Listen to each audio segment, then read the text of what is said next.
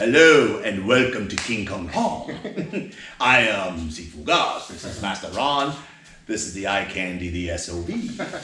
Welcome you guys. Thank you guys once again. Also too, help us grow this. Like and subscribe. And if you're a martial artist or you know a martial artist, share this with another person. Have them comment, you guys are terrible, you guys are great, you know, how do I hook up with you guys, whatever it is. Like, subscribe, hit the bell notification. Right, because we're not one of those hotties on the internet that get 600,000 views because they're hot.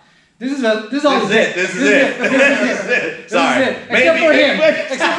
Maybe one or two more. This is it. That's all you get. Some men in their 50s trying to tell you what you know can do really well stuff. So what we got today. Exactly. Okay, so we're going to be talking about types of blocking. Now, there's kind of a movement to say get away from blocking, right? It's useless. It's a waste of time.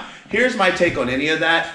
Everything was impossible until someone did it, right? And so that's the way we practice and we train. I don't buy into just because a person has, 1 million subscribers that, they told you not to block, so you gave up everything you've learned. My thing is to learn how to make it work. Right. And that's what we're going to talk about today. But we're going to talk about open hand versus closed hand.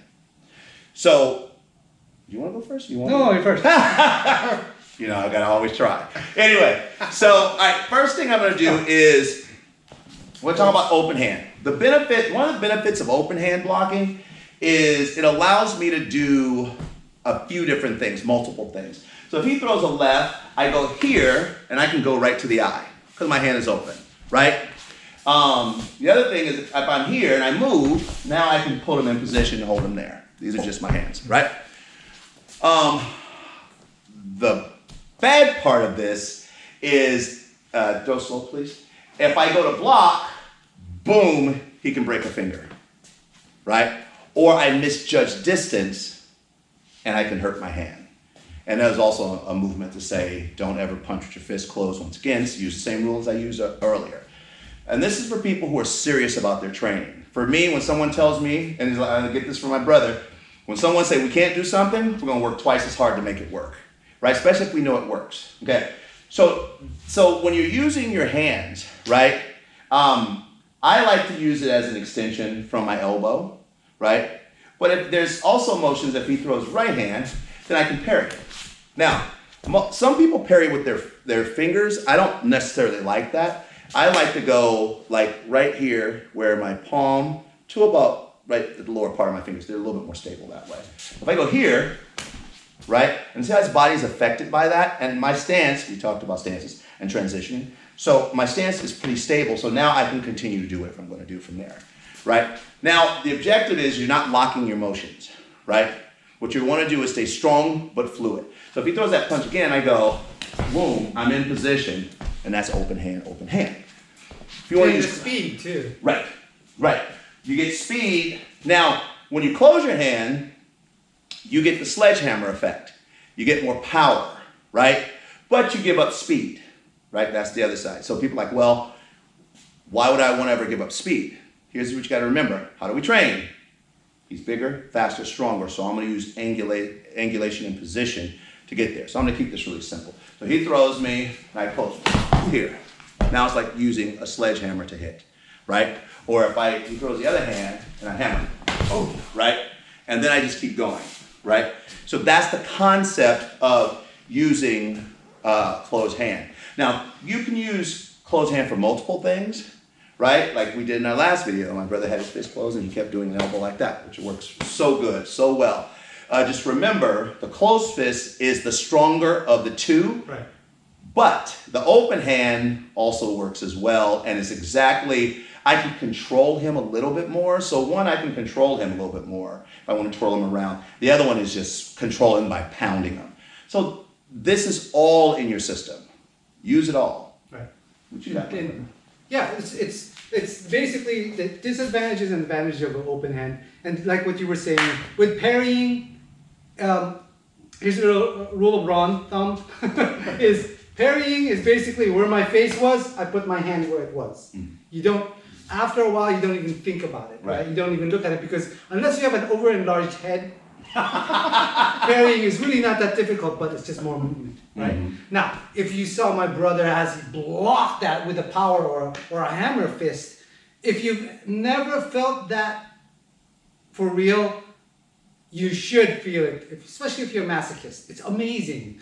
So, so it's powerful. It destroys as you know. And he was doing it probably at 30% power, right? Without any adrenaline, without any much speed, right? But if it's done right, you probably dislocate the shoulder or do something else. So with this, of course, marrying it together in a combination is pretty good too. Right, absolutely. Right? So there's a bunch of things so we're going traditional now, open-handed with the left. So we'll go one, gooseneck. So this is quick and fast, but this time we're going to open hand and we're going to give ourselves since this is weak, this comes up and this takes over. This hits up, I'm going to get my head out of the way. I'm going to go hit here, right? Phoenix feather. Phoenix feather to the face, right? Phoenix feather is hitting with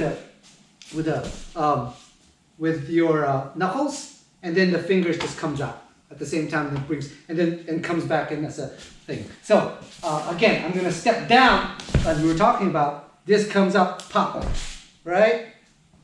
Here. You could do all of those fun things. Now I can close up and go boom, boom, and then grab here and turn them upside down, right? So we're gonna do now. Let's throw with the right one. We're gonna do exactly the same thing, right? Here, right? Notice I'm not hitting bone to bone. I'm hitting here and up, getting my head out of the way, right? So one more time, please. So step down here, comes up. So all of that stuff, I trapped him here, right? All those are fast. He'll survive it because these are all empty. This is still open hand.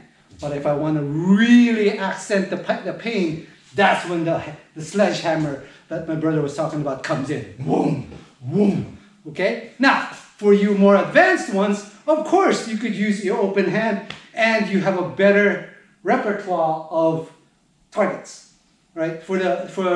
But who thinks like that in the streets, right? So eventually you just gotta practice, Yeah. right? So open hand, lots of speed. If done correctly, goosenecks goes here. You could use these things here. Your palm or the back of palm hurts like shit.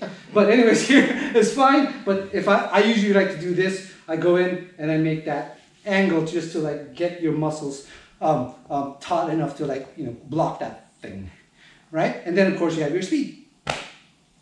Love it. No, I'm just like, yeah, that's good. That's awesome. Goosenecks, a lot of those stuff, whatever. Peking duck neck. I'm getting. I've had Peking duck in Beijing. It's really good. Really? I always get them, but they're always so dry because they've been dried out and like. Yeah. No, this was really good. The first time I ever had it, I'm like, oh wow, this is actually good. Half of our KKP stuff is all about food. Because real warriors love to eat. Sure. Yeah, let's go with that one. Yeah. All right, so we'll see you next time. Yeah, see you next time. Like we said, this is all you get. That's it. This is all you get. So I mean, he's more the eye candy than I am, so. So, thank you guys for sharing the love. We got a lot of big plans as we move forward here with King Kong Kong. 2020 was horrible. Let's Yeah. make 2021 better. Yeah, we're gonna got a lot of things going